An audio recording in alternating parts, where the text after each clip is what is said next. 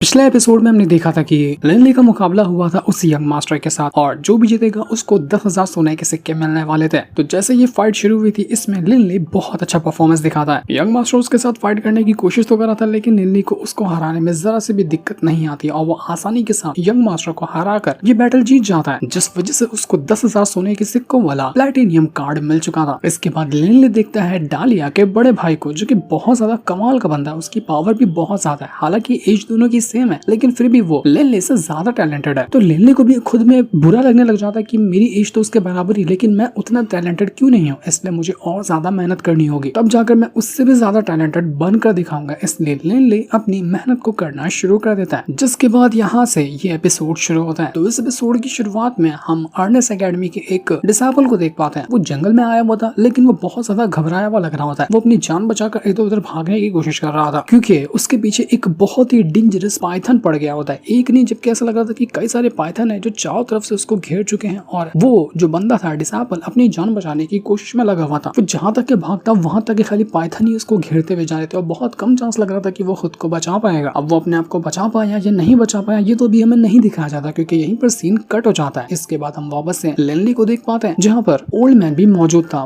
वो old man लिनली से कहता है कि तुम अगर डालिया के बड़े भाई से ज्यादा स्ट्रॉन्ग बनना चाहते हो ना तो सिर्फ एक दिक्कत है कि तुम्हारी मेंटल पावर उतनी ज्यादा स्ट्रॉन्ग नहीं है। मेरे पास एक मेथड है जिसके जरिए तुम अपने मेंटल पावर को स्ट्रॉन्ग बना सकते हो और उस टेक्निक का नाम है स्वॉर्ड स्कल्पचर। तो ये सुनकर लिनली हैरान रह जाता है कि स्कल्पचर वही जिसको लकड़ियां या पत्थर को तराश कर बनाया जाता है, उसकी बात आप कर रहे हो क्या? किस तरह के स्कल्पचर की बात कर रहे हो? तो ओल्डमैन कहने लग जाता है कि देखो जिस स्कल्पचर की मैं बात कर रहा हूँ ना वो बहुत ज्यादा खास होने वाला है। नॉर्मल स्कल्पचर को बनाने के लिए कुल्हाड़ी और बहुत सारे टूल्स वगैरह लगते हैं लेकिन जिस तरह की मैं कार्विंग करता हूँ ना स्कल्पचर बनाने के लिए उसमें सिर्फ एक टूल का इस्तेमाल किया जाता है और उसके जरिए मैं इतनी बेस्ट कार्विंग बना सकता हूँ जितना कि कोई कितने सारे वेपन या टूल वगैरह को लेकर भी नहीं बना सकता। मेरा जो ये टैलेंट है ना, जिस टेक्निक यानी कि स्वॉर्ड स्कल्पचर के बारे में जो मैं तुम्हें बता रहा हूँ वो इतना ज्यादा खास और एक्स्ट्राऑर्डिनरी है कि उसकी वैल्यू भी बहुत ज्यादा होती है। मतलब इसको सीख पाना किसी की भी बस की बात नहीं होती है। इसे सीखने में बहुत टाइम जाता है, बहुत मेहनत लगती है और अगर तुम सीख जाओ तो तुम एक बहुत ही वैल्यूएबल इंसान बन जाओगे। पर पता है दिक्कत क्या है कि मेरे जितने भी सामान वगैरह है ना वो बेसमेंट के अंदर क्या थे जहाँ पर मैं पहले रहा करता था और इतना टाइम हो गया कभी मैं उस बेसमेंट के पास गया ही नहीं। तो जिस भी टूल के जरिए मैं यहाँ पर स्कल्पचर वगैरह बनाया करता था वो सब अब टूट चुके होंगे या खत्म हो चुके होंगे, मुझे उसके बारे में कुछ भी पता नहीं है। तभी तो आजकल की जनरेशन उस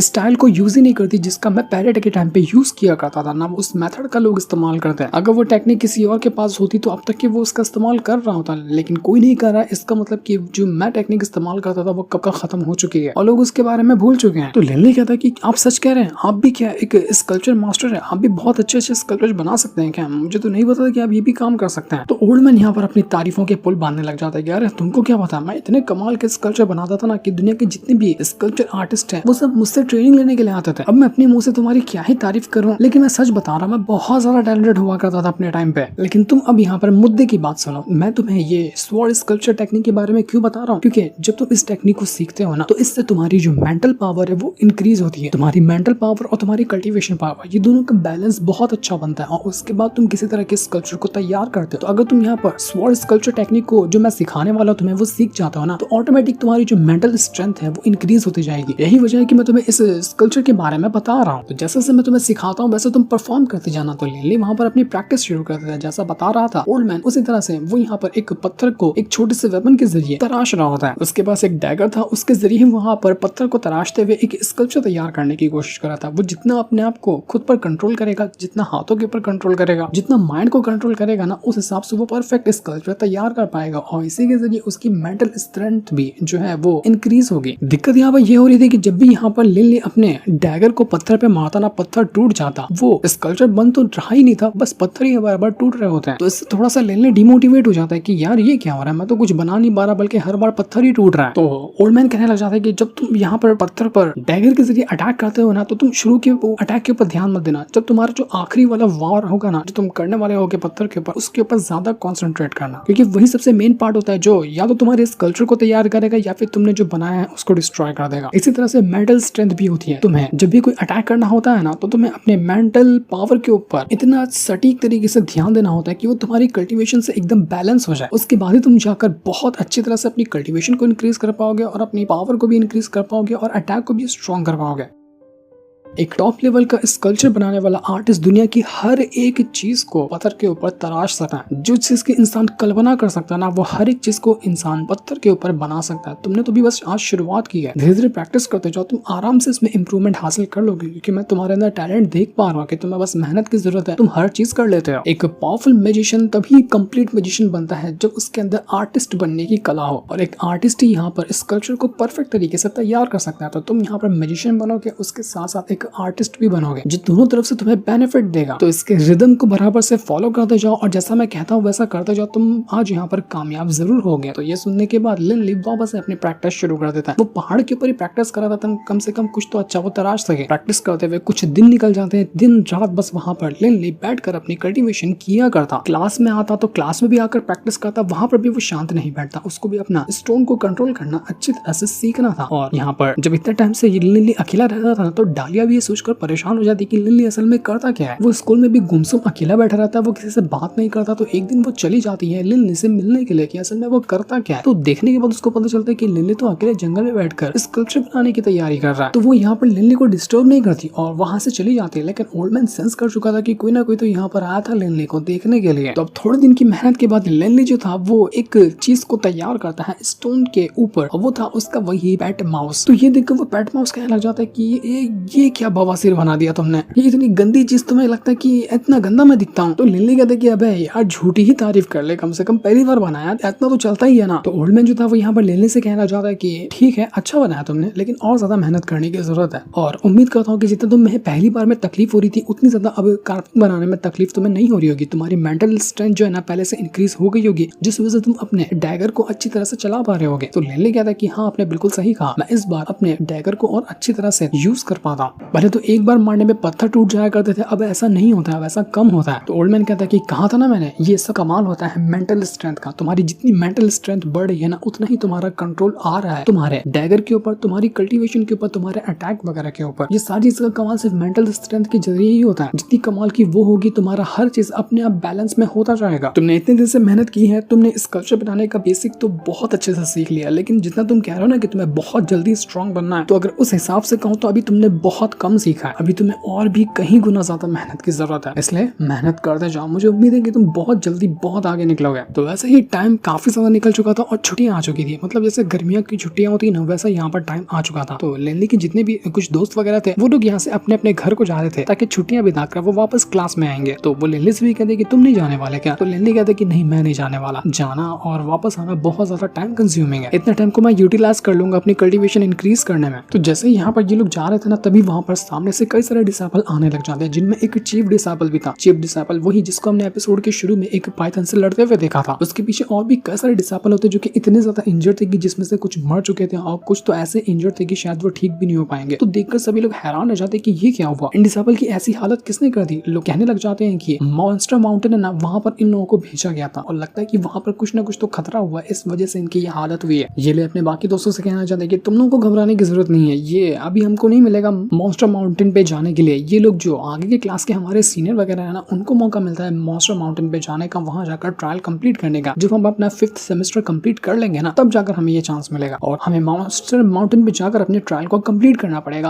आगे सेमेस्टर के लिए। तो अभी से टेंशन मत लो इस चीज की। तुम ओल्ड मैन यहाँ पर लिन ली से कहना चाहता है कि तुम देख रहे हो इन सारे डिसाइपल को, इनकी कितनी बुरी हालत हुई, लेकिन फिर भी इनके अंदर हिम्मत है और इन्होंने ट्रायल के अंदर जाकर अपनी काबिलियत को दिखाया। तुम्हें भी वहां पर जाने का मौका मिलेगा, इसलिए तुम्हें भी तैयार होना होगा। तुम इतने कमजोर तो नहीं हो कि तुम इस तरह से वापस लौट कर आओगे, मुझे उम्मीद है कि तुम ट्रायल को पूरा करोगे। तो लिन ली भी कहता है कि लगता है कि अभी और जल्दी ब्रेक थ्रू करना पड़ेगा, अब तो लगता है कि बहुत जल्दी टाइम आने वाला है उस मॉन्स्टर माउंटेन पे जाने का। तो अब देखते देखते हमें करीब 3 साल बाद का सीन दिखाया जाता है। इन 3 सालों के अंदर लिन ली ने इतना ज्यादा प्रोग्रेस हासिल कर लिया था कि अब वो बहुत सारी चीज को उन पत्थरों के जरिए तराश कर बता सकता है। वो किसी भी तरह चीज को अब बनाना सीख चुका था स्कल्पचर में, चाहे वो कितना भी मुश्किल क्यों ना हो। वो जो अब बनाता एकदम परफेक्शन के साथ बनाता, मतलब कि उसकी मेंटल स्ट्रेंथ जो है ना वो बहुत ज्यादा इंक्रीज हो चुकी है। इसी वजह से वो इतनी अच्छी नक्काशी कर पा रहा है पत्थरों के ऊपर। लिन ली कहने लग जाता है कि लगता है कि मैंने काफी कुछ सीख लिया। तो ओल्ड मैन कहता है कि हाँ तुमने बिल्कुल सही कहा, तुम्हारी अब जो स्कल्पचर तैयार हुई है ना वो इतनी ज्यादा कमाल की हो चुकी है कि तुम उसको बेचने पे लगाओगे तो काफी महंगी बिकेगी। और अब मैं यहाँ पर तुम्हें कॉन्ग्रेचुलेट करना चाहता हूँ कि तुमने ये जो स्वॉर्ड स्कल्पचर टेक्निक के बारे में मैंने तुम्हें बताया था ना, उसको एकदम अच्छी तरह से सीख लिया है, वो भी सिर्फ 3 साल के अंदर। और इसकी वजह से तुम्हारी जो मेंटल स्ट्रेंथ है ना वो काफी ज्यादा इंक्रीज हो चुकी है। तुम चाहो तो सामने वाले पहाड़ को तोड़कर दिखा सकते हो, अपने अपने मेंटल स्ट्रेंथ के जरिए। तो लिनली वहाँ पर अपनी मेंटल स्ट्रेंथ को एक्टिवेट करता है और अपने उसी छोटे से डैगर का इस्तेमाल करता है, जिस वजह से उसने सच में आधे से ज्यादा पहाड़ को तोड़ दिया था सिर्फ इतने छोटे से डैगर के जरिए। जो कमाल था उसके मेंटल स्ट्रेंथ का, यानी कि अब लिनली पहले से काफी ज्यादा स्ट्रॉन्ग हो चुका है।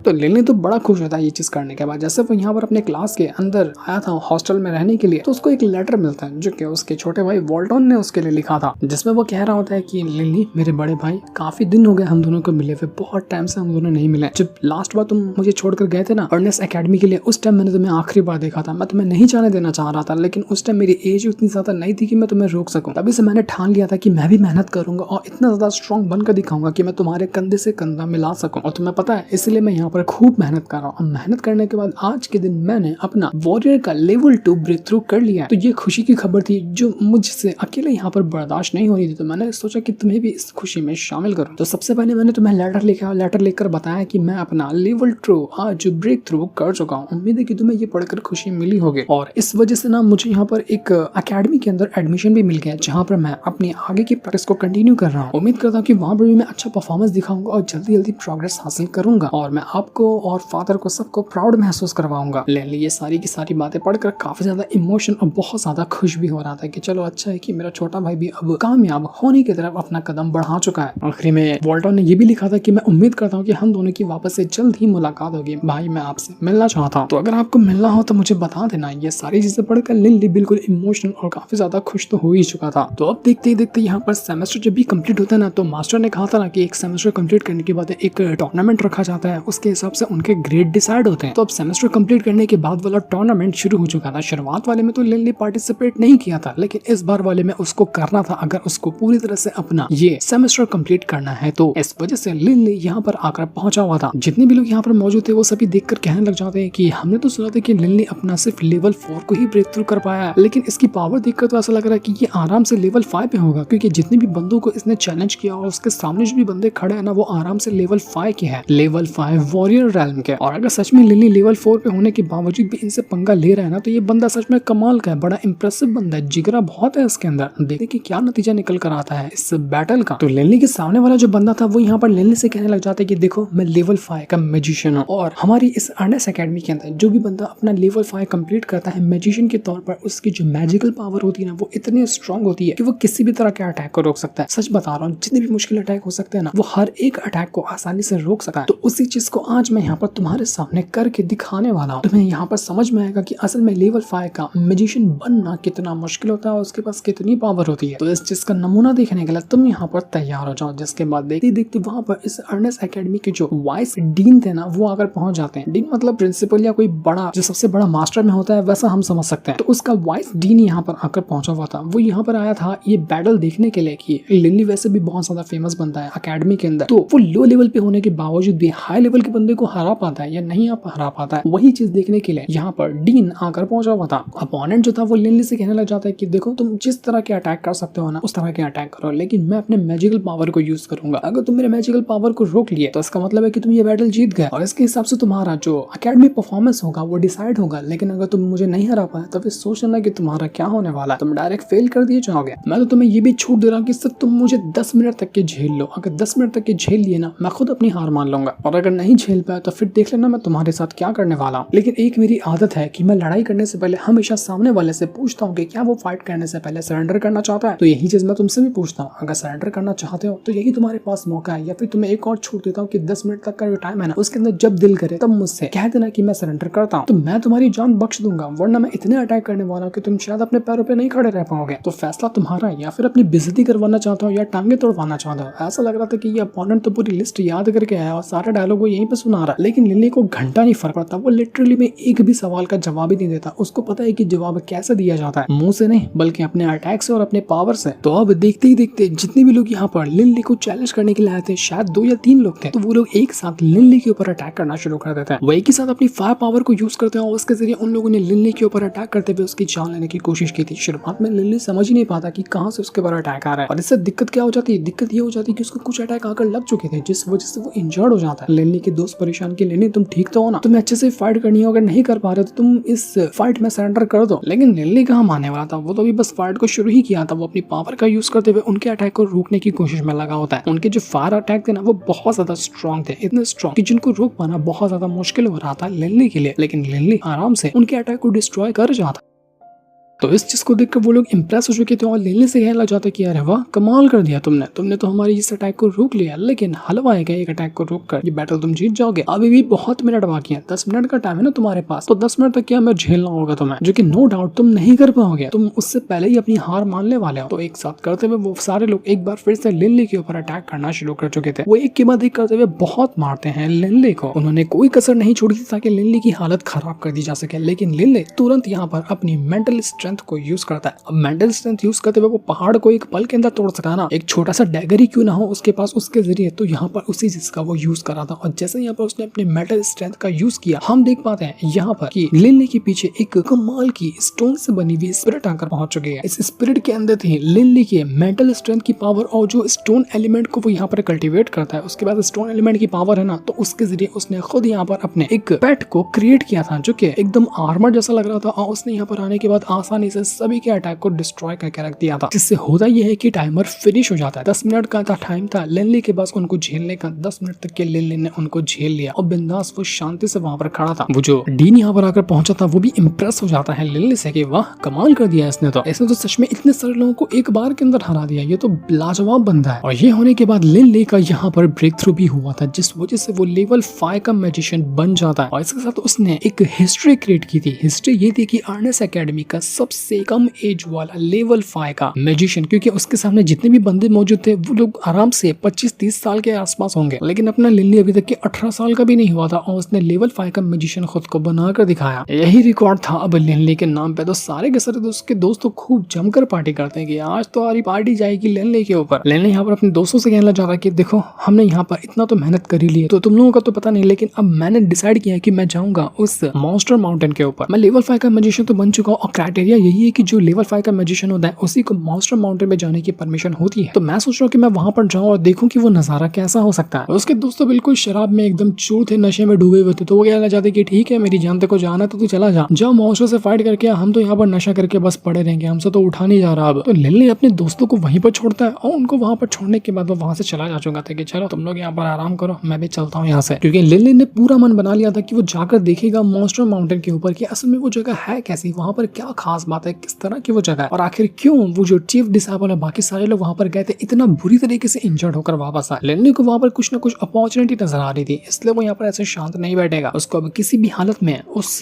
मॉन्स्टर माउंटेन के ऊपर जाकर ही रहना है। तो जैसे लिनली ने ये फैसला किया था ना, डालिया लिनली से कहने लग जाती कि लिनली क्या तुमने अपना पूरी तरह से मन बना लिया है कि तुम मॉन्स्टर माउंटेन पे जाने वाले हो? देखो वो जगह बहुत खतरनाक है, तो तुम सच कह रहे हो ना कि तुमने पूरी तरह से मन बनाया है या फिर खाली जोश में आकर ये फैसला कर रहे हो? तो लिनली कहता कि अरे मुझे तो ये नहीं पता कि तुमको कैसे पता चला कि मैं सच में यहाँ पर उस मॉन्स्टर माउंटेन पे जाने वाला हूँ। मैंने तो अपने दोस्तों के अलावा दोस्तों को भी ढंग से नहीं बताया था, तो तुमको कैसे पता चल गया? तो यहाँ पर कहने लग जाती है डालिया कि तुम इतनी जल्दी जल्दी अपना ब्रेक थ्रू करने में लगे हुए थे और तुम्हें लेवल 5 का मैजिशियन बनना था। लेवल 5 का जो मैजिशियन होता है वही यहाँ पर मॉन्स्टर माउंटेन पे जा सकता है। तो इसका एक ही रीजन हो सकता है ना कि तुम्हें वहां पर जाना था, इसलिए तुम इतनी ज्यादा मेहनत कर रहे थे। इस वजह से मैंने ये अंदाजा लगाया और देखो मेरा अंदाजा बिल्कुल सही निकला। तुम जो करते हो ना, तुम्हारी हरकत में बहुत अच्छे से पहचान लेती, मुझे समझ में आ जाता था कि तुम क्या सोचने वाले हो, क्या करने वाले हो। अब तुम्हारे साथ रहूंगी तो इतना तो मुझे समझ में आ ही जाएगा तुम्हारे बारे में। तो ये सुनकर लिनली हैरान भी रह जाता है, खुश भी हो जाता है कि चलो तुम्हें कुछ तो समझ में आता है मेरे बारे में, वरना वैसा तो मुझे कोई पहचानने वाला कोई समझने वाला है ही नहीं। वो एक बंदे का बैज भी उसको देती है और कहना चाहती कि इस शियाओ को ना अपने साथ ले जाना। इसका दिल बहुत ज्यादा टूट गया है, तो तुम उसको साथ ले जाओगे, कुछ नया एक्सपीरियंस करने मिलेगा तो उसको अच्छा लगेगा, वरना अकेले पड़े पड़े तो उसका दिमाग खराब हो जाएगा। हो सकता है कि वो अपने बड़े भाई की बात कर रही होगी। वो कहती कि इसको पता है कि कौन तुम्हारे दुश्मन होंगे और कौन तुम्हारा दोस्त होगा उस मॉन्स्टर माउंटेन के ऊपर, तो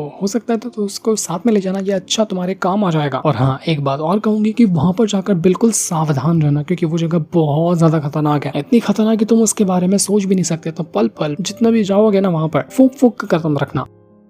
तो इस वजह से अब जो लिनली होता है ना वहां से निकलने के लिए तैयारी अपनी शुरू कर चुका था। उसको जाना था मॉन्स्टर माउंटेन के ऊपर, तो वो जाएगा मॉन्स्टर माउंटेन पे। लेकिन वो जगह कैसी होगी, वो कितनी ज्यादा खतरनाक जगह हो सकती है, इसके बारे में तो ना वो जानता है ना हम जानते हैं। वो तो जब वो जहाँ जाएगा उसके बाद ही हमें पता चलने वाला है कि वो जगह कैसी थी। उसके दोस्त वगैरह तो अकेडमी के अंदर ही रुक जाते हैं, क्योंकि उन लोगों ने अभी तक अपना लेवल 5 का मैजिशियन वाला ब्रेक थ्रू नहीं किया था। हो सकता है कि अगली बार जब आएगी तो वो लोग उस टाइम वहाँ मॉन्स्टर माउंटेन पे जाने के लिए निकलेंगे। लेकिन लिनली तो अभी तैयार हो चुका था वहाँ जाने के लिए। तो अब देखना इंटरेस्टिंग होगा कि आगे का लिनली का सफर कैसा होने वाला है, क्योंकि नेक्स्ट एपिसोड तो बहुत ज्यादा कमाल का होगा। उसका प्रीव्यू ऑलरेडी रिलीज हो चुका है। तो इसी सीन के साथ ये वाला एपिसोड यहीं पर एंड हो जाता है। Thanks for watching.